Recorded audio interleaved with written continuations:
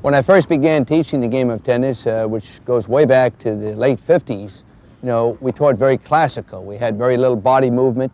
We'd hit the forehand. It's actually how pretty you look with the right foot behind, pull the left foot back for recovery, the same for the backhand. Now you look at Chains, you look at Couriers and Agassiz hitting the ball, and Lender with the elbow up and Edberg with the elbow up. You say to yourself, what the heck is going on? What is right and what is wrong? Well, to tell the truth, I don't know what is right and wrong. But I know that there are some things and some factors that never change. The good, solid, ready position to be able to spring off and get the ball. The shoulder and hip rotation. But the forehands today are very different. You have the circular motions, you have the semi-western grips, you have the follow-throughs going out and around your neck. You see the recovery coming in with the right foot coming forward and the left foot actually coming up off the ground. And the recovery starting before the stroke is actually finished.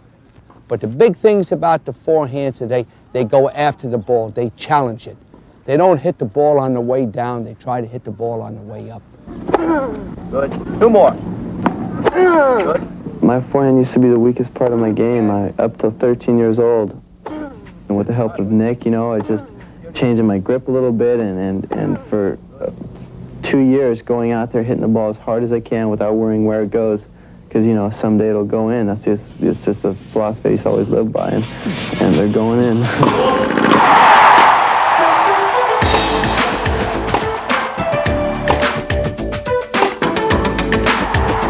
Preparation.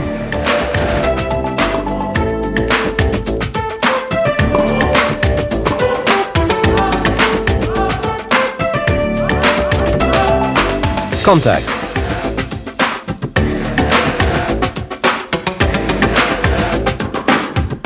Follow through.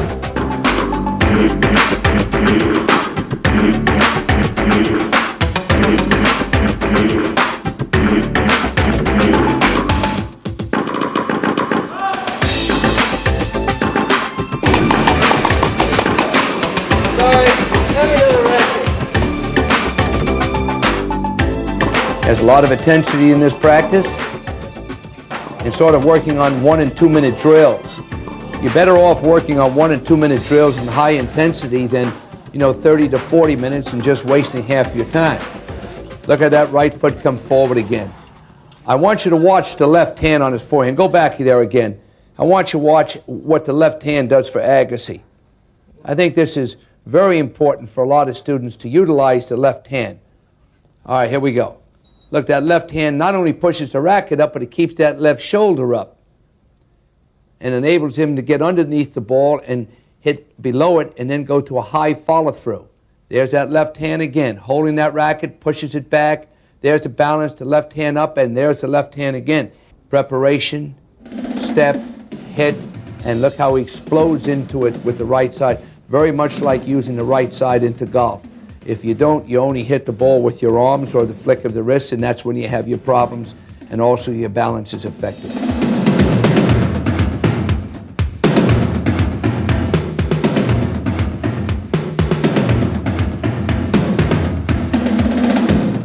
Well, a weapon would be the same as having an F-15 or an F-16, something that would be able to react under any circumstances and come out the winner in the majority of times.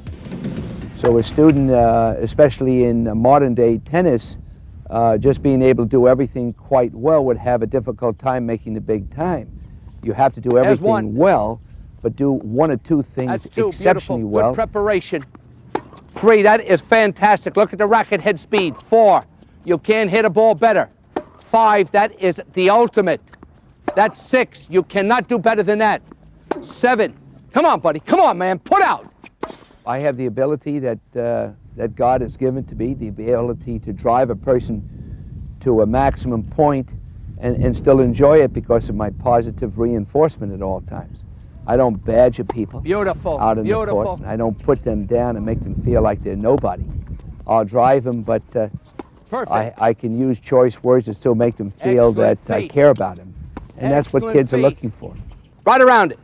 Very, very good. One more, last one. Move those feet. All right, well done, well done. What do you think? That's tough drill. That's tough drill.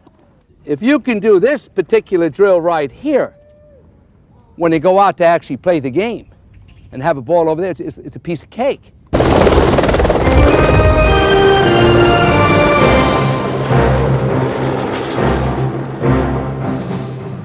Expansion, more students, more instructors, and the need for more facilities.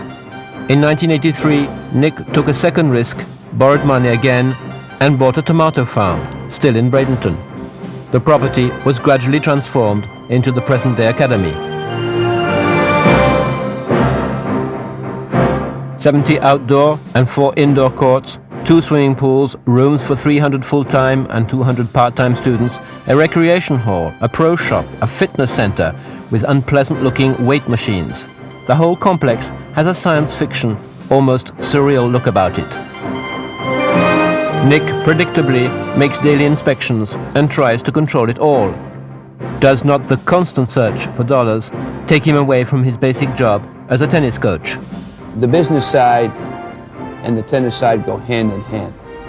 If you're successful in business, then you can award more monies towards scholarship and top players and minority players and those lacking funds to come to the academy. So we cannot separate these two divisions. The business side to the NBTA is never discreet. A permanent staff of at least 30 have to ensure that enough money is being recouped to pay the costs of the academy, more than $1 million per year. But in spite of appearances, this organization is much more than just a dollar-making machine. Closer inspection reveals that friendship is more important than a contract. The family relationships that prevail here are unique. What else makes the atmosphere so special? I think it's the charisma, the feeling, holy mackerel, the excitement's on. I mean, the adults are going, the kids are going. Korda, Agassi, Medvedev, I mean, Sampras. I mean, it's, you know, it's a combination of many things.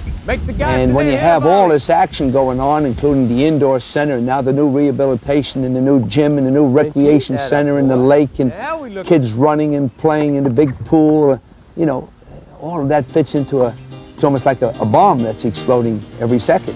5, 4, 3, 2, 1, go!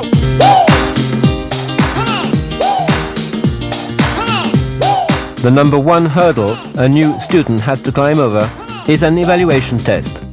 Nervous, worried that he might play badly, the young athlete makes his first contact with the Bollettieri instructors. In his eyes, it's almost like playing a major tournament. He is literally treading in the tennis footsteps of Monica Seles and Andre Agassi.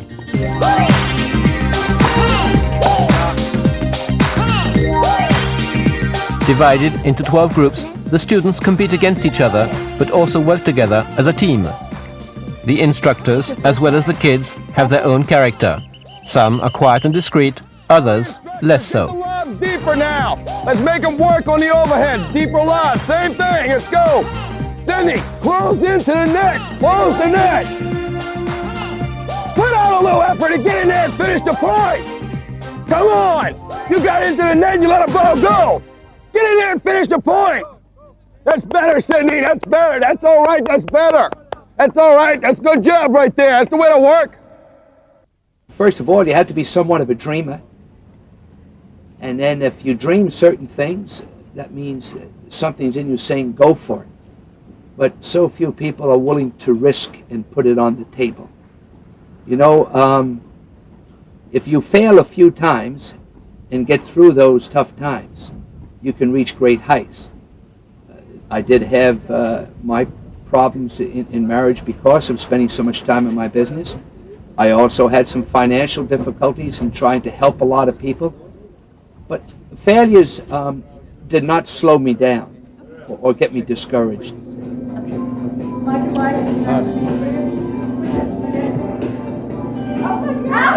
Get this on film! You're like, get this on film!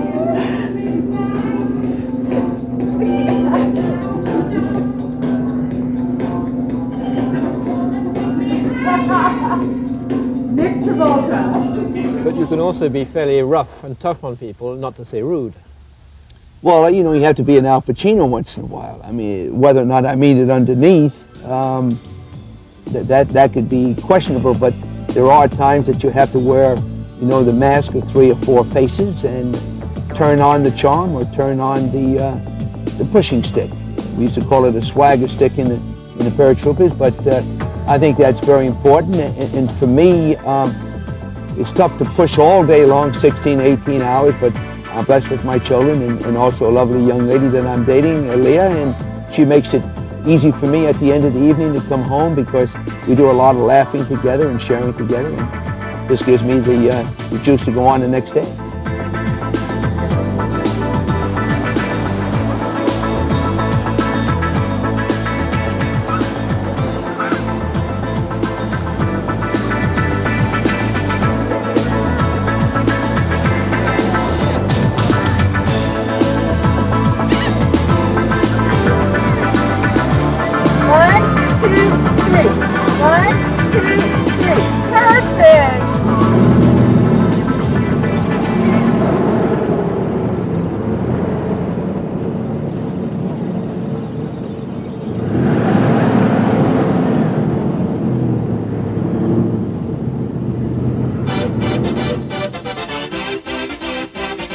All players, including the very best professionals, use different grips and swings to hit effective shots.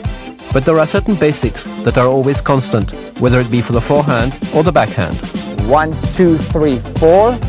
Boom, on the back toe. Excellent. Back to 0. Here we go. 1, 2, 3, 4.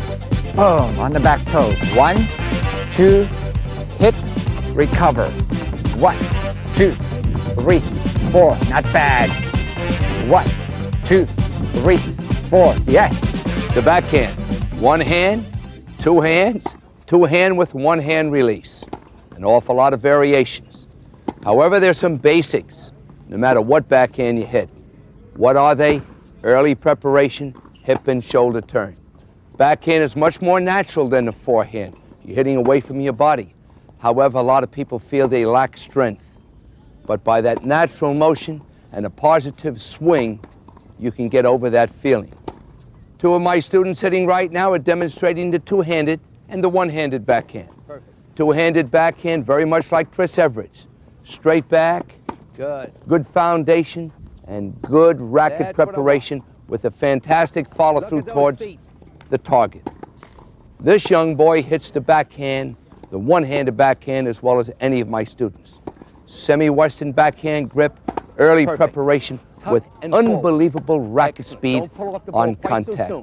No matter whether it be a one-hand or a two-hand, you've got to hit it, you've got to go after it, and feel as though you own the ball. Preparation.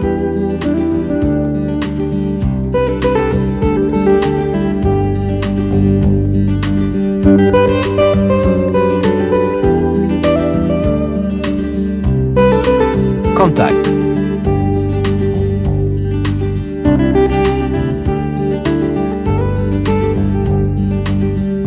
Follow through.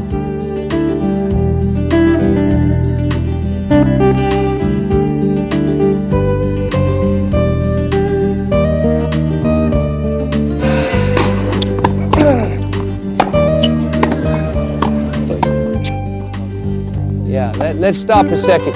You know, the one thing that we have to watch for, Maxie, is that when you hit, you have a tendency to pull the shoulder off a little bit. Let's let the racket head go out and let your hips open up and then take that left step. Don't pull off the ball so quickly. Very good. Good. Well, I first went there in January of '85. Nick invited me down to come, and I said I'd love to go. So I came down and moved into my first room with Andre Agassi and six other guys. That was a real treat.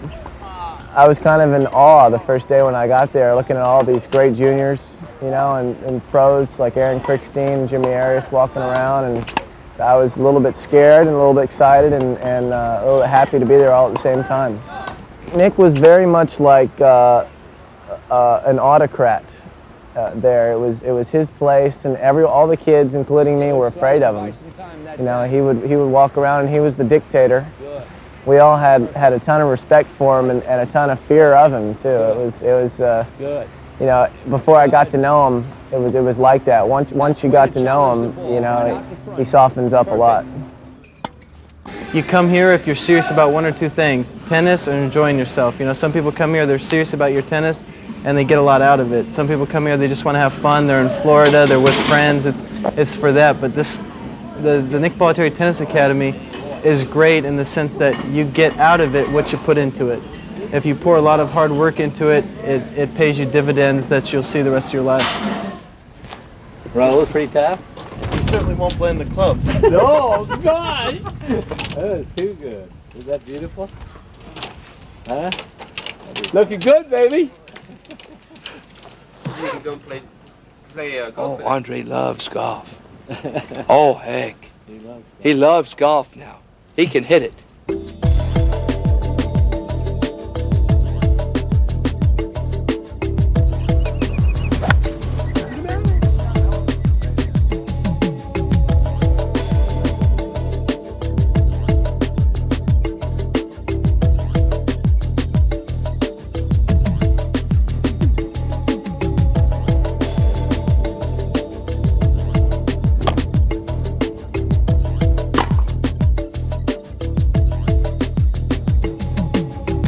If he's having fun at what he's doing, and you can have fun training, he'll give you 110%.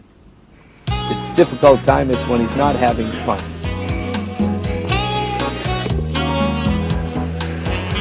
Andre Agassi, like Monica Seles and Jim Courier, spent many years living as a boarder at the NBTA and training with coach Bollettieri.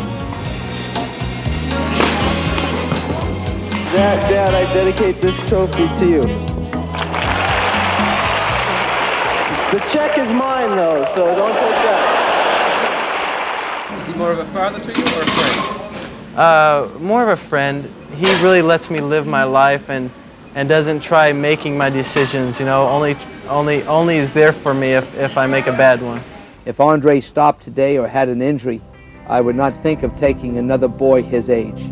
I'd rather wait for my next crop, because the feeling and the excitement that's been between Andre and myself and the Agassi family couldn't be duplicated, and I wouldn't want to spoil the years that we've shared together. And you can always come back. I always keep open arms. Even Arias and Krickstein, who left him, you know, he still keeps the doors open for them to come back whenever they want. This is a good guy. In the summer of 1993, Agassi and Bollettieri also decided to go their separate ways. It was the end of a coach-student relationship that had made tennis history.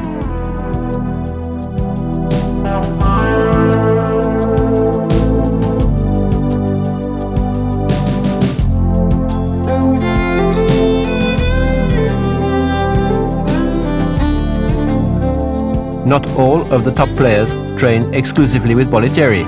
A few, like Borg, Korda, Medvedev or Sampras, will simply use the NBTA facilities to retune their game. I basically did not grow up at Knicks. I was basically in Los Angeles. I was not part of the Courier, Agassi, Wheaton school.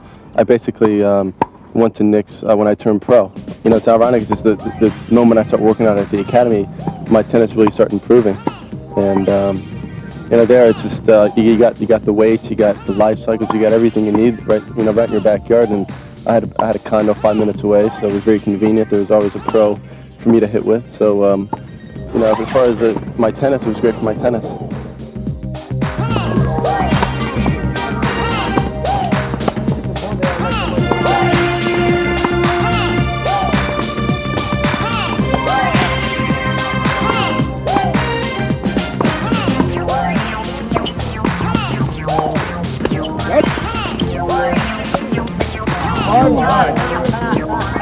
I think the big thing that we have here is actually the very good footwork and balance. If you just see also when he just hit that backhand a few seconds ago, again, there's a beautiful backhand. Look how he uses that front leg. And that's actually where you get the balance from. And if you have balance, you can do all sorts of things with your stroke.